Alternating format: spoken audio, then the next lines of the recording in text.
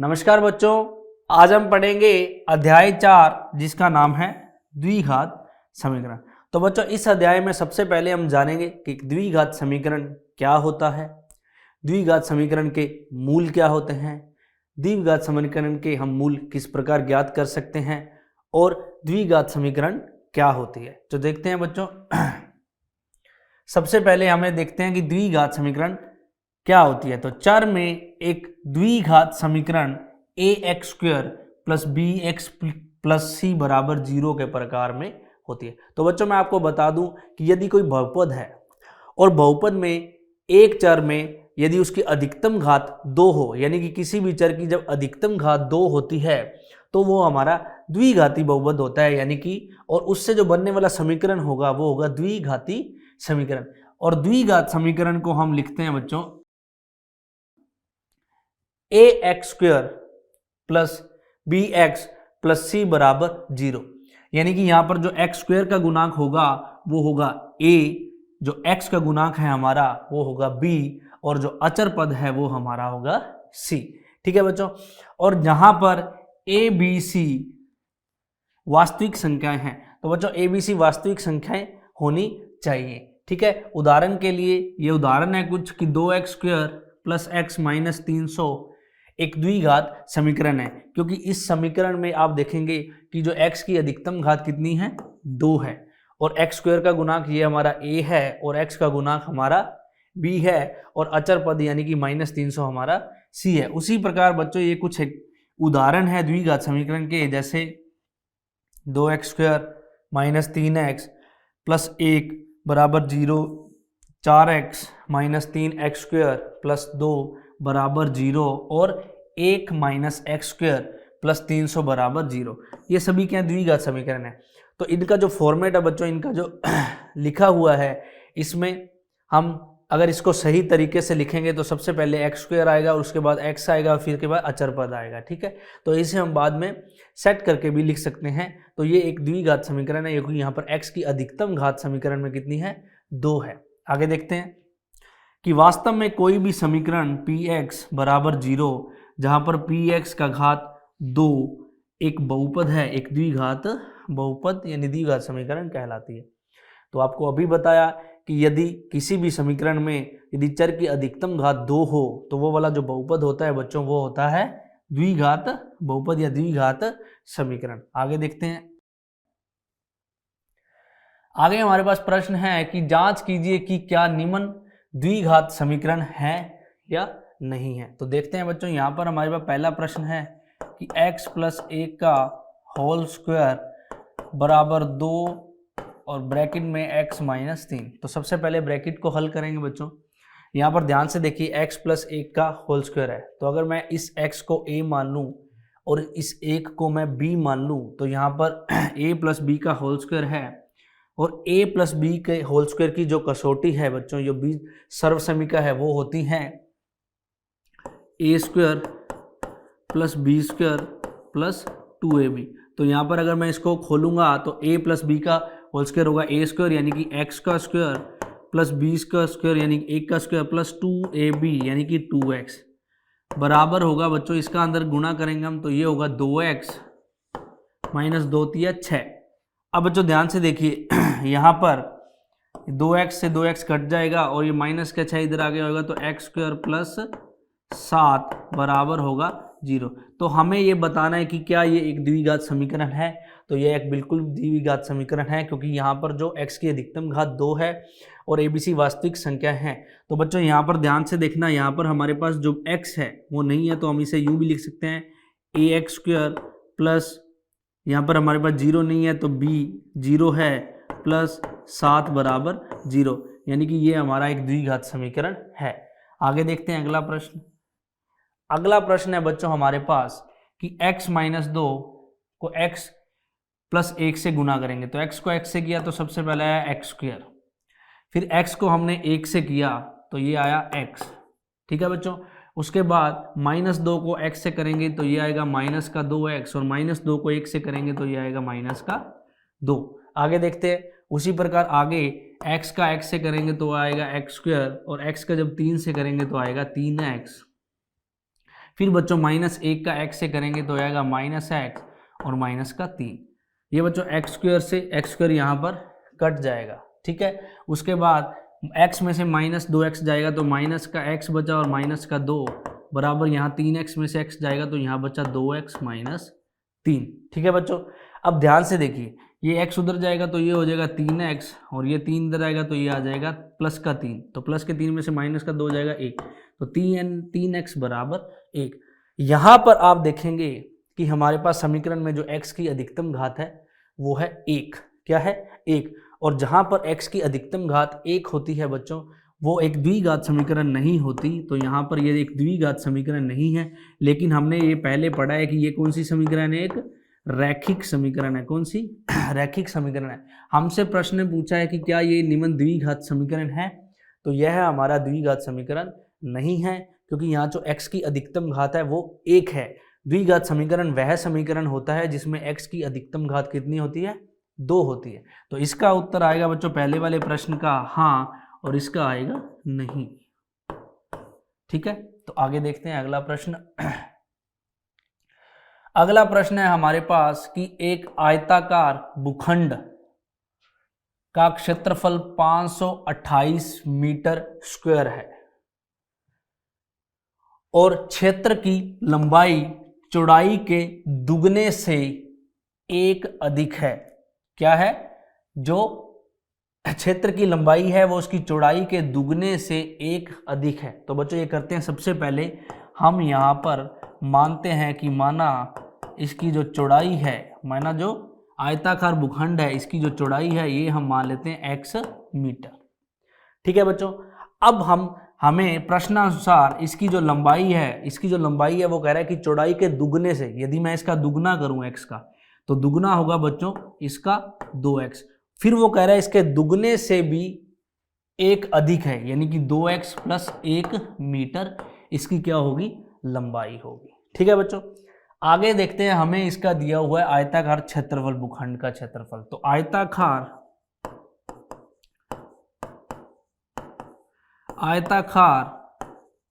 भूखंड का जो क्षेत्रफल है बच्चों वो है हमारे पास 528 मीटर स्क्वायर। अब आयताकार, आपको पता है एक आयत का क्षेत्रफल होता है बच्चों लंबाई गुना चौड़ाई। लंबाई है हमारे पास 2x + 1 गुना चौड़ाई है हमारे पास x, बराबर में कितना होगा बच्चों 528। अब इस x का हम अंदर गुना करेंगे तो x का जब 2x से करोगे तो ये होगा 2x स्क्वायर प्लस x का 1 से करोगे तो x, बराबर में कितना होगा 528, ठीक है बच्चों। अब इसको इधर ले आएंगे तो 2x square plus x minus 528 बराबर होगा 0। तो ध्यान से देखिए, ये हमारा द्विघात समीकरण है 2x square plus x minus 528, ठीक है बच्चों।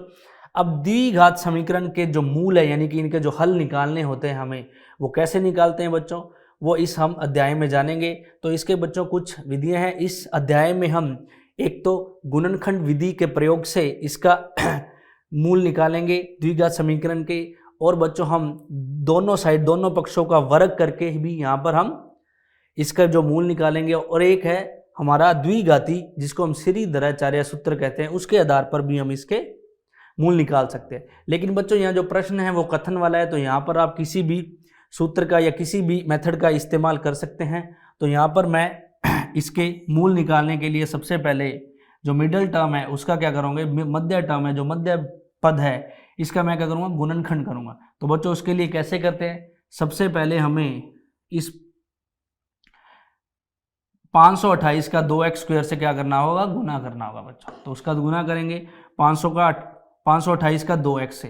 तो विद हमें चिन्ह का ध्यान रखना है बच्चों। तो इससे करेंगे तो 2 8 है 16, 2 दूना 4 और 1 5, 2 5 है 10, ठीक है बच्चों। और यहाँ पर हमें लेके आना है ऐसे, इसके 2 ऐसे टुकड़े हमें करने हैं 1056 के, कि जिनके यदि मैं प्लस और माइनस करूं तो मेरे पास 1x यानी कि x अपने आप में 1 है, और जिनका मैं गुना करूं तो मेरे पास क्या आए 1056, और ये आएगा बच्चों माइनस का, और इससे होगा तो x स्क्वायर, कितना आएगा 1056 x स्क्वायर। अब इसके 2 ऐसे टुकड़े, जब बच्चों संख्या बड़ी हो और हमें उनका गुणनखंड करना हो और हमें मध्य टर्म को, मध्य पद को देखना है, तो कैसे करेंगे, ध्यान से देखिए। सबसे पहले हम इस 1056 के गुणनखंड करेंगे। तो 1056 के गुणनखंड हम करेंगे तो 2 5 10, 2 दूना 4 और 2 8 16। आगे देखिए 2 दूना 4 और 2 छिका 12 और 2 चौका 8। उसी प्रकार आगे देखिए 2 एकम 2, 2 तिया 6, 2 दूना 4 और आगे करेंगे तो 2 छिका 12, 1 12, 2 छिका 12 और यहाँ करेंगे बच्चों, यहाँ आएगा 33 और फिर करेंगे 3 से तो यहाँ आएगा 11 और फिर करेंगे 11 से यहाँ आएगा 1। सबसे पहले बच्चों हमें इसके गुणनखंड करने हैं, उसके बाद बच्चों हमें मध्य पद पर यहाँ पर यानी कि 2 ऐसे गुणनखंड करने हैं 1056 के जिनका प्लस माइनस करने पर मेरे पास 1 आए और जिनका गुना करने पर 1056 आए। तो ध्यान से देखिए, अगर मैं इन तीनों को लेता हूँ, चारों को, तो 2 दूना 4 दूना 8 8 और इधर मैं इनको लेता हूँ तो 2 तिया 6, 11 छिका 66। तो ये बच्चों नहीं होगा। अब देखते हैं हम इसको, तो 2 इन पांचों को मैं लेता हूँ तो 2 दूना 4, 4 दूना 8, 8 दूना 16, 16 दूना 32 और इन दोनों को लेता हूँ 11 तिया 33 और अगर 32 इंटू 33, अब मुझे पता है इसके गुणनखंड है तो 32 इंटू 33 कितना होगा बच्चों 1056 और 32 इंटू 33 का जो अगर मैं माइनस करूंगा 33 में से तो हमारे पास आएगा 1x। तो यानी कि 32 और 33 x मैं यहां पर ले सकता हूं। तो बच्चों यहां पर 1056 के जो होंगे वो होंगे 32x और 33x। ठीक है। अब बच्चों हमें यहां देखना है चिन्ह कि जो मुझे यहां पर x लेके आना है वो लेके आना है प्लस का। तो मैं 33x इसको प्लस का लूंगा और 32x को किसको लूंगा माइनस का, यानी कि प्लस माइनस 33 में से 32 जाए तो x बचे प्लस का और 32 33 सब गुणा हो तो प्लस माइनस माइनस का 1056 आए। 2x स्क्वायर माइनस का 32x प्लस का 33x और माइनस का 528 बराबर में क्या आएगा 0। इन दोनों में से कॉमन लेंगे बच्चों तो यहां पर आएगा 2 और x, तो यहाँ बचेगा x माइनस 16। उसी प्रकार बच्चों यहाँ पर मैं लूँगा 33 तो यहाँ भी बचेगा x माइनस 16 बराबर 0। ठीक है बच्चों, तो हमारे पास यहाँ पर आया एक आया 2x प्लस 33 और एक आया हमारे पास 2x x माइनस 16, एक आया हमारे पास x माइनस 16 बराबर क्या होगा 0। अब दोनों को हम 0 के बराबर में रखेंगे बच्चों तो 2x प्लस 33 बराबर होगा 0। उसी प्रकार x माइनस 16 बराबर होगा 0। तो इसको उधर लेके जाएंगे तो 2x बराबर में माइनस 33 और x बराबर में माइनस 33 बटा 2 और एक आएगा x बराबर 16। तो हम यहाँ पर धनात्मक को लेंगे बच्चों, मूल है जो धनात्मक को लेंगे क्योंकि हमारी जो लंबाई है वो ऋणात्मक में, लंबाई या चौड़ाई ऋणात्मक में नहीं हो सकती तो धनात्मक होगी। तो x बराबर 16 यानी कि हमारी जो चौड़ाई है, जो हमारी जो चौड़ाई है, चौड़ाई होगी हमारी 16 मीटर और हमसे पूछा है लंबाई और चौड़ाई दोनों ज्ञात कीजिए।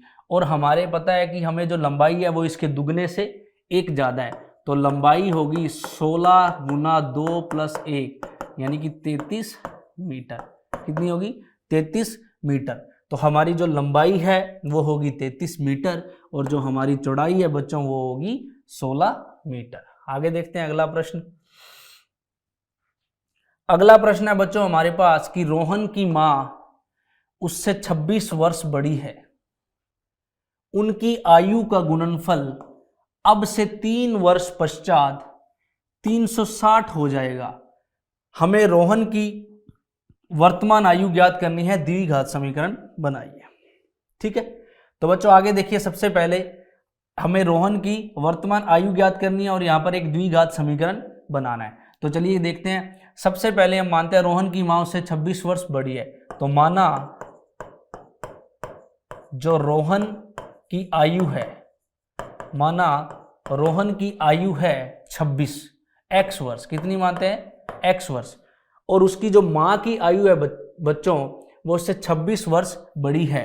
तो मां की आयु कितनी होगी, मां की आयु होगी बच्चों x प्लस 26 वर्ष, क्योंकि हमें प्रश्न में बताया है कि रोहन की माँ रोहन से 26 साल बड़ी है। ठीक है बच्चों, अब हमें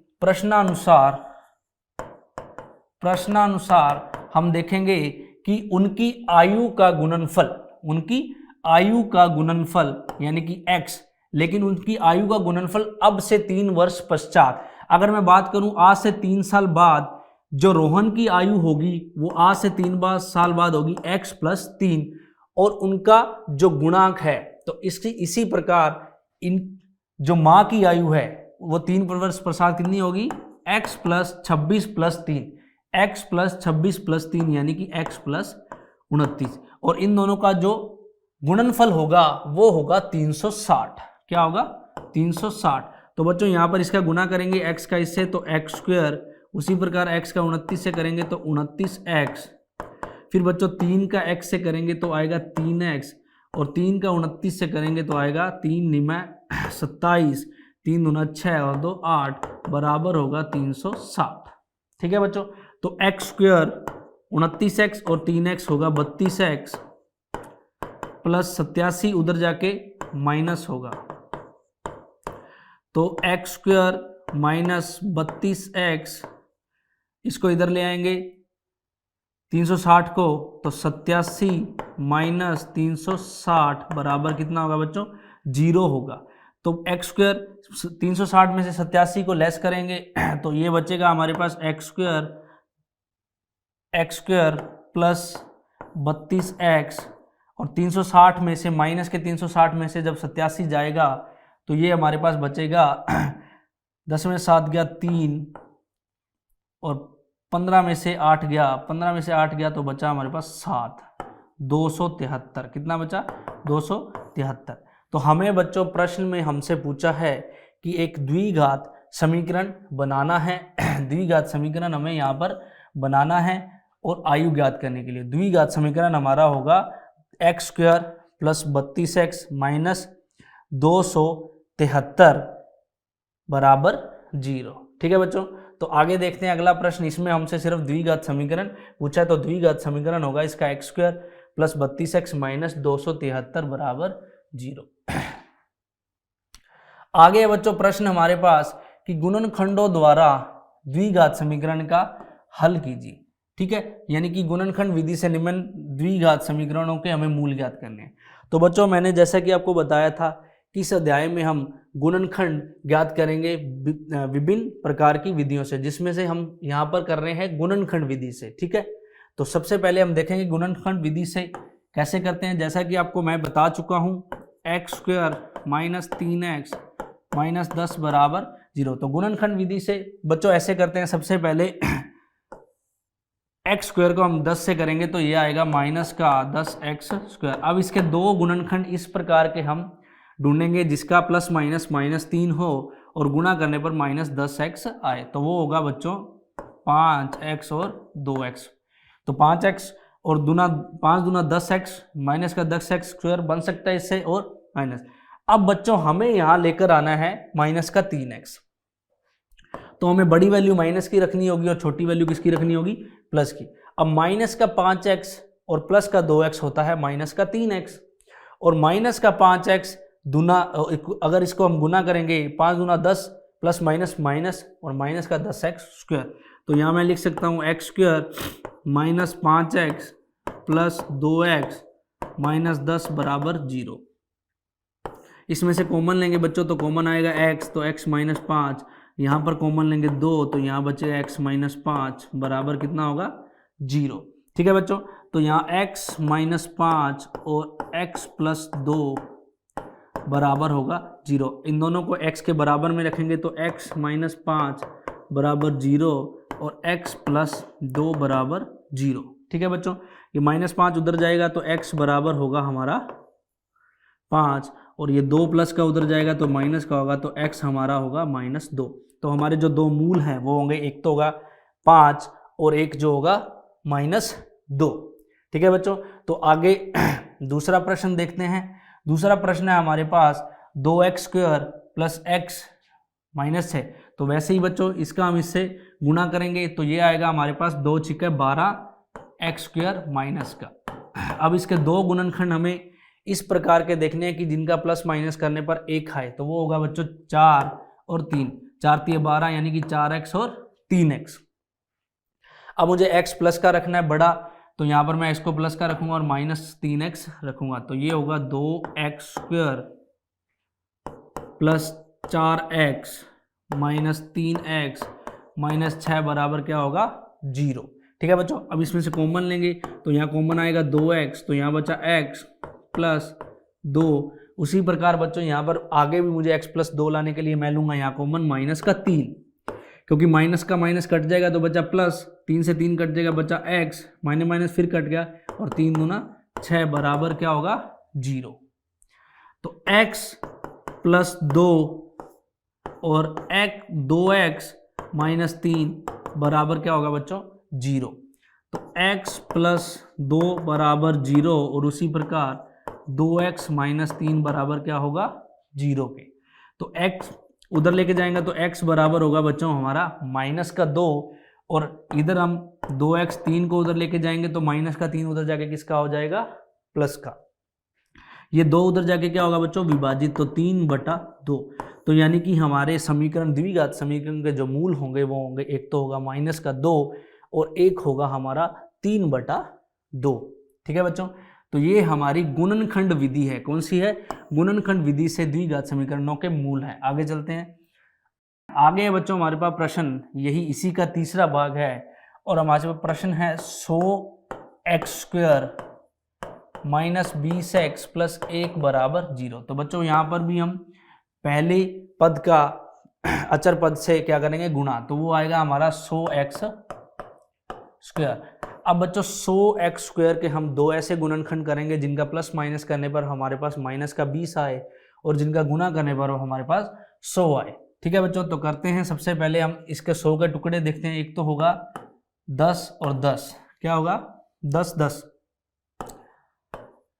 तो 10x और 10x, 10x और 10x से हमारा 10 10 20 भी हो सकता है और 10 दाया 100x² भी हो सकता है। लेकिन बच्चों मुझे यहाँ पर माइनस का 20x लेके आना है, तो अगर मैं इसको माइनस का रखता हूँ तो माइनस प्लस 0 हो जाएगा। इसको भी माइनस रखता हूँ तो देखते हैं माइनस 10x और माइनस 10x कितना होगा बच्चों माइनस का 20x, और माइनस का 10x को जब गुणा करेंगे माइनस के 10x से तो ये होगा प्लस का 100x²। तो करते हैं 100x² माइनस का 10x और माइनस का 10x प्लस 1 बराबर कितना होगा बच्चों 0। यहाँ पर कॉमन लेंगे तो यहाँ लेंगे 10x, तो यहाँ बचेगा 10x, 10x x से x कट जाएगा, 1x बचा और 10 दाया 100, और यहाँ बचेगा माइनस में, यहाँ बचेगा हमारे पास 10x माइनस में 1, और यहाँ हम लेंगे माइनस का 1, तो यहाँ पर बचेगा हमारे पास 10x माइनस 1 बराबर में क्या होगा बच्चों 0। तो हमारे पास जो समीकरण बनेगा वो होगा 10x माइनस 1, और यहाँ भी हमारे पास 10x माइनस 1 बराबर क्या होगा 0 होगा बच्चों। इन दोनों को 0 के बराबर में रखेंगे तो 10x माइनस 1 बराबर होगा 0। उसी प्रकार यहाँ भी 10x माइनस 1 बराबर क्या होगा बच्चों 0। ये माइनस 1 जब उधर जाएगा तो प्लस का हो जाएगा, तो 10x बराबर होगा 1 और x बराबर होगा 1/10। उसी प्रकार यहाँ भी 10x बराबर 1 और x बराबर बच्चों होगा 1/10। यानी कि यहाँ पर जो समीकरण के मूल हैं वो दोनों ही बराबर होंगे। बच्चों ये जो समीकरण के मूल बराबर भी हो सकते हैं, भिन्न भिन्न भी हो सकते हैं। ये हम इसी अध्याय के आगे पढ़ेंगे, मूलों की प्रकृति, उसमें जानेंगे कि जो हमारे जो समीकरण के मूल हैं कब समान होते हैं और कब भिन्न भिन्न होते हैं। ठीक है बच्चों, तो ये समीकरण के दोनों मूल होंगे 1/10 और 1/10। आगे देखते हैं अगला प्रश्न। अगला प्रश्न है बच्चों हमारे पास कि ऐसी दो संख्याएं ज्ञात कीजिए जिनका योग 27 हो और उनका गुणनफल 182 हो। ठीक है बच्चों, तो ध्यान से देखिए, ऐसी दो संख्याएं जिनका योग 27 हो, तो मान लेते हैं हम कि पहली संख्या है हमारे पास वो है x। क्या है x। तो अगर दोनों का योग बच्चों 27 है तो दूसरी संख्या क्या मैं लिख सकता हूं कि 27 माइनस x होगी? बिल्कुल होगी। यदि दोनों को 27 देना है, अगर एक को x मिल गया तो दूसरे को कितना मिलेगा 27 माइनस x। और हमें आगे बताया है प्रश्नानुसार। तो प्रश्नानुसार देखिए बच्चों, प्रश्नानुसार हमें बताया है कि दोनों का गुणनफल 182 है। तो एक संख्या है मेरे पास x और एक है मेरे पास 27 माइनस एक्स, और इनका जो गुणनफल है वो मेरे पास है 182।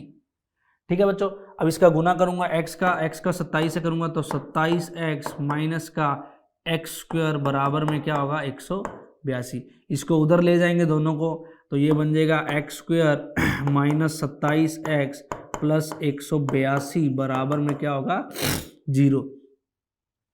अब बच्चों इनके गुणनखंड करेंगे तो 182 का जब एक्स स्क्वायर से गुना करूंगा तो मेरे पास आएगा 182 का एक्स स्क्वायर। अब बच्चों मुझे इनके दो ऐसे गुणनखंड देखने हैं जिनका प्लस माइनस करने पर मेरे पास कितना आए 27 आए। ठीक है, तो वो होगा एक 13 और एक होगा 14। 13 और 14 में से 13 और 14 को जब प्लस करूंगा तो मेरे पास आएगा 27, और 13 और 14 को जब मैं गुना करूंगा तो मेरे पास आएगा 182। ये करके देख लीजिए आप, 13 चौके 52, 2 5 हासिल, 13 कम 13 और 5 18।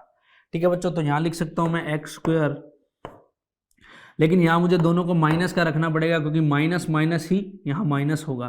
तो एक्स स्क्वायर माइनस में 13x माइनस में 14x प्लस में 182 बराबर में कितना होगा 0। इन दोनों में से बच्चों मैं कॉमन लेंगे तो कॉमन होगा x, तो यहाँ बचेगा x माइनस 13, और आगे देखिए यहाँ मैं लूँगा 14, तो यहाँ बचेगा x माइनस 13 बराबर में कितना होगा 0। तो एक आएगा मेरा x माइनस 13 और एक आएगा x माइनस 14 बराबर होगा बच्चों 0 के। अब इन दोनों को अलग अलग 0 के इक्वल लिखेंगे तो x माइनस 13 बराबर होगा 0 और x माइनस 14 बराबर होगा 0। तो x बराबर होगा 13 और x बराबर होगा 14। ठीक है बच्चों, तो यहाँ पर जो समीकरण है इसके दो आप हल निकाल सकते हैं। यदि आप x को 13 मानोगे, यदि आप x को 13 मानोगे तो जो दूसरी संख्या है वो 27 में से 13 जाएगा, दूसरी संख्या आएगी 14। और यदि बच्चों आप x को 14 मानोगे तो दूसरी संख्या हमारे पास 27 माइनस 14 आएगी 13। लेकिन हमें यहाँ पता नहीं कि पहली संख्या कौन सी है दूसरी संख्या कौन सी है, तो आप पहली संख्या को x मान सकते हैं और दूसरी को 27 माइनस एक्स। तो इन दोनों में से x की कोई भी मान आप निर्धारित कोई भी मान यहाँ रख सकते हैं। दोनों ही जो इसके उत्तर हैं बच्चों दोनों ही क्या होंगे सही होंगे। तो अगला प्रश्न देखते हैं। अगला प्रश्न है हमारे पास कि दो क्रमागत धन पूर्णांक ज्ञात कीजिए जिनके वर्गों का योग 365 है। सबसे पहले बच्चों दो धन पूर्णांक क्रमागत दिए होंगे, अगर एक x है तो दूसरा होगा x प्लस 1। क्या होगा, यानी कि क्रमागत मतलब उसके जस्ट बाद वाला, तो एक होगा x तो दूसरा क्या होगा x प्लस 1। अब हमसे कह रहा है कि प्रश्नानुसार, अब हमें कह रहा है कि प्रश्नानुसार कि जिनके वर्गों का योग, किनके वर्गों, तो इसका वर्ग होगा बच्चों x square plus x plus 1 का स्क्वायर बराबर होगा 365 के। ठीक है बच्चों, तो इनका करेंगे सॉल्व। तो एक्स स्क्वायर ये होगा a प्लस बी का होल स्क्वायर, वो होता है a स्क्वायर यानी कि x square plus b square यानी कि 1 का स्क्वायर प्लस 2ab यानी कि 2x बराबर कितना होगा 365 होगा। तो बच्चों ये एक्स स्क्वायर और एक्स स्क्वायर होगा हमारे पास 2x स्क्वायर प्लस 2x, और ये एक ये 365 जब इधर आएगा तो माइनस का 365 और प्लस का 1, तो ये होगा माइनस का 364 बराबर क्या होगा 0। अब बच्चों समीकरण को हम सरल रूप में लिख सकते हैं, तो इसको 2 से काट दूंगा तो ये आएगा एक्स स्क्वायर प्लस एक्स, और इसको 2 से विभाजित करूंगा तो ये आएगा मेरे पास 2 एकम 2, 1 16 2 8 16 182 बराबर 0। अब इसके गुणनखंड करेंगे बच्चों तो 182 माइनस का 182 एक्स स्क्वायर, और इसके दो ऐसे गुणनखंड करेंगे जिसका प्लस माइनस करने पर 1 आए। तो बच्चों अभी हमने पिछले ही प्रश्न में किया था, तो इसका होगा 13x और 14x। तो हमें यहाँ प्लस का रखना है इसलिए हम इसे रखेंगे प्लस का और इसे रखेंगे माइनस का। तो ये होगा हमारा x square plus 14x minus 13x minus 182 बराबर 0। इन दोनों में से कॉमन लेंगे बच्चों, यहाँ आएगा x तो x प्लस 14, और यहाँ पर हम कॉमन लेंगे माइनस का 13, तो यहाँ माइनस माइनस कट जाएगा, बचेगा x प्लस 14 बराबर क्या होगा 0। तो x माइनस 13 और x प्लस 14 बराबर होगा 0, x माइनस 13 बराबर होगा 0 और एक होगा x प्लस 14 बराबर 0। तो ये उधर जाएगा तो होगा x बराबर 13 और ये होगा x बराबर माइनस का 14। तो हम बच्चों यहाँ पर 13 लेंगे, x को क्या लेंगे, 13 धन पूर्णांक लेंगे। तो अगर एक 13 है, अगर एक 13 है तो पता है अगला जो पूर्णांक है वो हमारा होगा x प्लस 1। तो अगला होगा हमारे पास 13 प्लस 1 बराबर में कितना होगा 14। तो दोनों कौन से पूर्णांक कितने होंगे, 13 और 14। तो अगला प्रश्न करते हैं बच्चों। अगला प्रश्न है हमारे पास कि एक समकोण त्रिभुज की ऊंचाई इसके आधार से 7 सेंटीमीटर कम है और यदि कर्ण इसका 13 सेंटीमीटर हो तो अन्य भुजाएं ज्ञात कीजिए। सबसे पहले बच्चों हमें दिया है कि एक समकोण त्रिभुज की ऊंचाई इसके आधार से 7 सेंटीमीटर कम है। तो बच्चों हम इसके आधार को मानते हैं, माना जो आधार है वो है x सेंटीमीटर। कितना है, x सेंटीमीटर। और जो इस समकोण त्रिभुज की ऊंचाई है इसके आधार से 7 सेंटीमीटर कम है, तो जो उसकी ऊंचाई होगी बच्चों वो होगी x माइनस 7 सेंटीमीटर।